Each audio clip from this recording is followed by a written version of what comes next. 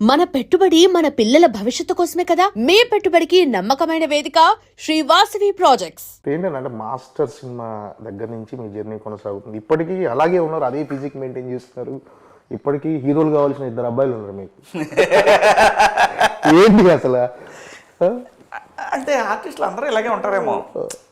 ఎందుకంటే వాళ్ళు ఎప్పుడు ఏజ్ గురించి దాని గురించి ఆలోచించారు. ఎంతసేపు ఫిజిక్ కంట్రోల్, అందంగా కనపడాలి, స్క్రీన్ మీద బాగా కనపడాలి, ఇదంతా కూడా సైకలాజికల్గా కూడా వర్కౌట్ అవుద్దేమో అనిపిస్తుంది. It is all about nature.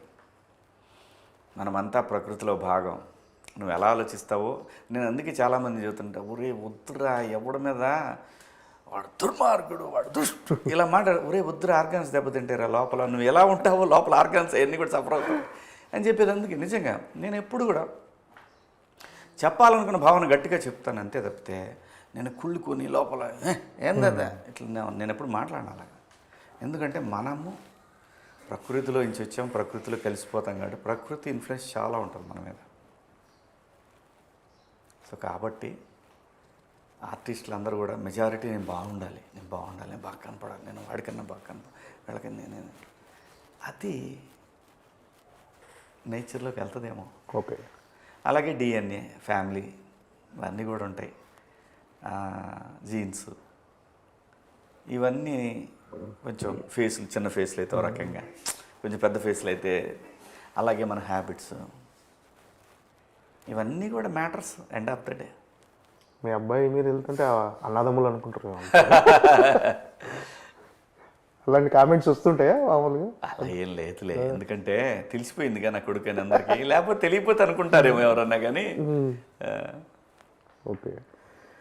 ఏంటండి ఇప్పుడు మంగపతి సినిమాలో అంత స్ట్రాంగ్ క్యారెక్టర్, కోర్టు సినిమాలో మంగపతి క్యారెక్టర్ చాలా స్ట్రాంగ్ క్యారెక్టర్.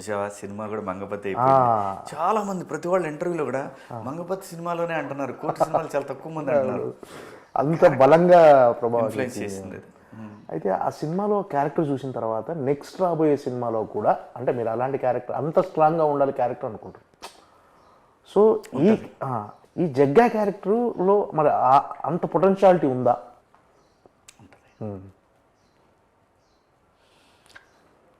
అంటే ఆడియన్స్ అలానే ఉంటే యాక్సెప్ట్ చేయరు.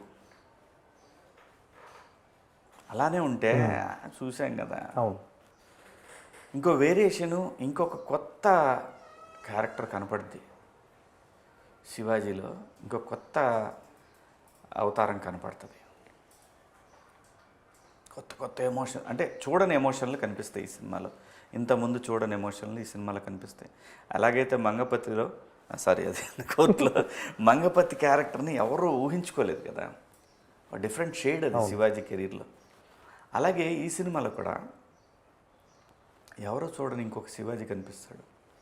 అంటే మంగపతి క్యారెక్టర్ని కొంతమంది సపోర్ట్ చేసిన వాళ్ళు ఉన్నారు, కొంతమంది తిట్టుకునే వాళ్ళు ఉన్నారు. తిట్టుకునే వాళ్ళు చాలా లెస్ పర్సంటేజ్. ఆడపిల్లలు, నేను ఎప్పుడు ఇదే చెప్తా, ఆడపిల్ల ఉన్న ప్రతి కుటుంబం అందులో ఒక మంగపతి ఉంటాడు. ఆడు బాబాయ్, అన్నయ్య, మామయ్య, నాన్న, బంధువుల ఎవడక్కడ ఖచ్చితంగా మంగపతి ఉంటారు. కాబట్టే అది హీరో, విలన్ రూపంలో ఉన్న ఒక హీరో వాడు, అంతే. ఓకే. అది తప్ప ఒప్ప ఇది వేరే మళ్ళీ డిబేట్. అదంతే. ఏ ఫ్యామిలీ అయినా తన దాకా వస్తే ఎవడైనా మంగపతి. అవును, ఇది నిజం. మీరు బయటికి వెళ్ళినప్పుడు చిన్న ఫీడ్బ్యాక్ ఎలా ఉందండి దాని మీద? అంటే ఏదన్నా మెజారిటీ హీరోయిక్గానే చూసారండి, అబద్ధం ఎందుకు చెప్పాలి. మెజారిటీ తల్లిదండ్రులు హీరోయిక్గానే చూశారు నన్ను. కానీ పాత్ర నడిచిన విధానం తప్పు. ఓకే. అది అగెన్స్ట్ కాన్స్టిట్యూషన్, అగెన్స్ట్ లా. దానికి అంటే ఈ క్యారెక్టర్కి, మంగపతి క్యారెక్టర్కి, జగ్గా క్యారెక్టర్కి ఎక్కడైనా పోలికుందా?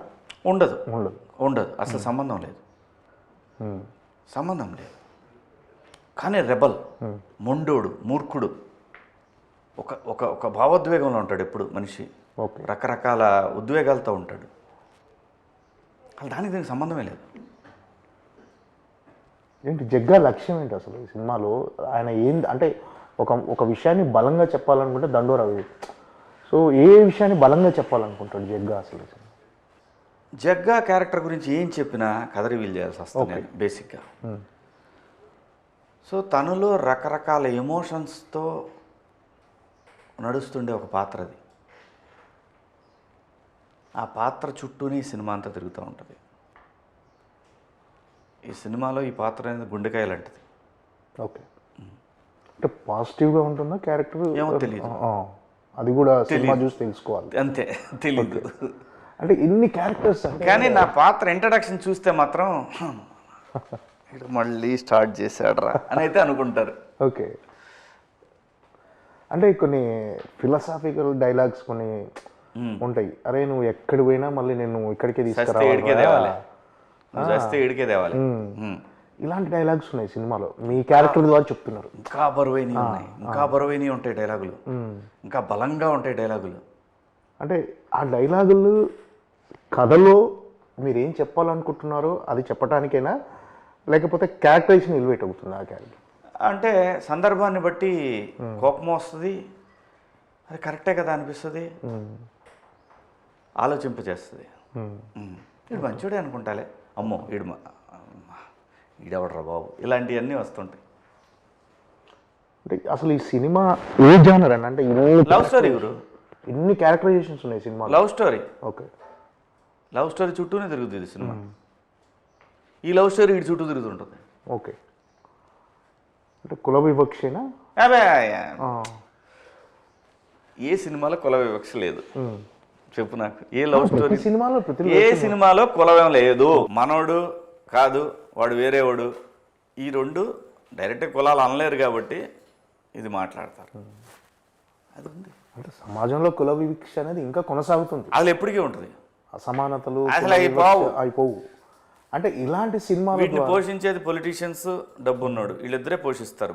బలంగా యూరియా, బలం మందు, 28 పొటాష్ ఇలాంటివన్నీ వేసి పెంచుతారు వాటిని. ఓకే. అంటే ఇప్పుడు రాజకీయ నాయకులు నిజంగా మీరు అన్నట్టు పోషించవచ్చు, కానీ ఒక రకంగా చెప్పాలంటే ప్రభుత్వ పథకాలు కానీ, ఈ రాజకీయ నాయకులు కానీ, వాళ్ళు ఎమ్మెల్యేగా ఎంపీలుగా నిలబడటం కానీ, ఈ కులాలకు తగ్గట్టుగా రిజర్వేషన్స్ ఉంటాయి కదన్న వాళ్ళకు. అదే చెప్తున్నా కదా. నీకు ప్రైవేట్ సెక్టార్లోనే ఒకే వ్యవస్థ, ఒకే కులము ఆధిపత్యం కొనసాగుతుంటుంది నాకు తెలిసినంత వరకు. అదే చెప్తున్నా కదా నేను. ఇది పోదు, ఇది పోదు, ఇది ఉంటుంది, ఇది ఎప్పుడు బతికే ఉంటుంది. ఇది లేకపోతే ఈ దేశం ఎప్పుడో చైనా దాటి ఎప్పుడో ఎక్కడికో వెళ్ళిపోయింది అమెరికా. ఎందుకంటే ఇక్కడ ఉన్న తెలివితేటలు, ఇక్కడ ఉన్నటువంటి వనరులు, ఇక్కడ కష్టపడే తత్వం ప్రపంచంలో మరే దేశంలోనూ ఉండదు, ఎవరికీ ఉండదు. అలాంటి వాళ్ళని, కష్టపడేటటువంటి సమాజాన్ని, వాళ్ళని సోమరిపోతుల్లాగా పథకాల రూపంలో వాళ్ళని, పథకాలంటే కొంతకాలం ఇస్తారు, ప్రతి ఎలక్షన్ పథకాల సమాహారం అయిపోతే ఇంకా దేశం అక్కడే ఉంటుంది, ఎక్కడే పోద్ది. అలా ఉన్న దేశం కూడా ఇప్పటికి కూడా పోటీ పడుతూ ఉంది ప్రపంచంతో. అంటే చాలా గొప్ప దేశం ఇది, చాలా గొప్ప ప్రజలు. కానీ ఈ దేశానికి ఇప్పటికి కూడా నాయకత్వ లోపం ఉంది, ఎప్పుడు ఉంటుంది. ఎందుకంటే ఈ కుల వ్యవస్థ మారినంతకాలం ఈ లోపం ఎప్పుడు ఉంటుంది. అంటే దీనికి పరిష్కారం అంటూ ఏం లేదు. ఇలాంటి సినిమాల ద్వారా ఏమైనా మార్పు వస్తుందంటారా? ప్రకృతే మారుస్తుంది. ఓకే. ఎవ్రీథింగ్ ప్రకృతి చేంజ్ చేస్తుంది, అనుమానమే లేదు. సినిమా అనేది చాలా బలమైన మీడియా కదన్న. అంటే ఇప్పుడు ఈ సినిమా ద్వారా సమాజానికి అంటే ఏదైనా ఒక రకమైన ఒక సోషల్ అవేర్నెస్ తీసుకురావడానికి కానీ, ఒక సందేశం ఇవ్వటం కానీ, అలాంటిది ఏమైనా ఆలోచింపజేస్తుంది అంతే తప్ప పరిష్కారం ఎవడూ ఇవ్వలేడు గురు. ఏ సమస్య అయితే ఉంటుందో ఆ సమస్యకి సంబంధించిన వాళ్ళ వ్యక్తిగతం నుంచి చూస్తే ఒక రకంగా ఉంటుంది, జనరలైజ్గా చూసే మనలాంటి వాళ్ళ పర్సెప్షన్ ఇంకో రకంగా ఉంటుంది. ఓకే. పరిష్కారాలు ఎవరు చూపించలేరు గురు, కాలమే సమాధానం అన్నిటికీ. First commercial cinema 100%. అంటే ఒక లవ్ స్టోరీ ఉంది, అంటే రూటెడ్ లవ్ స్టోరీ. అంటే జనరల్గా మీరు స్టార్ట్ చేసిన తర్వాత 90s బయోపిక్ తర్వాత నెక్స్ట్ మంగపతి క్యారెక్టర్ కానీ, ఈ క్యారెక్టర్ అంటే మీరు ఎక్కువ ఒక రియాలిటీకి దగ్గర ఉన్న నేటివిటీ స్టోరీని ఎక్కువ సెలెక్ట్ చేసుకుంటారు. అలా ఏం లేదు, కథ విన్నప్పుడు బాగుంది అనిపిస్తే చేస్తున్నా, అలా ఏం లేదు. ఇలాంటి కథలు ఎంచుకోవాలి అలా ఏం లేదు. కాంటెంపరీ స్టోరీస్ వస్తున్నాయి, అదొకటి ఒప్పుకున్నాను ఒక కథ ఈ మధ్యకాలంలో. అలాగే ఒక ఫ్యామిలీ స్టోరీ ఒకటి ఒప్పుకున్నాను, అదైతే నీకు అసలు అది ఎప్పుడు సెట్స్కి వస్తా అని చూస్తున్నాను కదా. సో మంచి మంచి పాత్రలు వస్తున్నాయి మధు. ఓకే.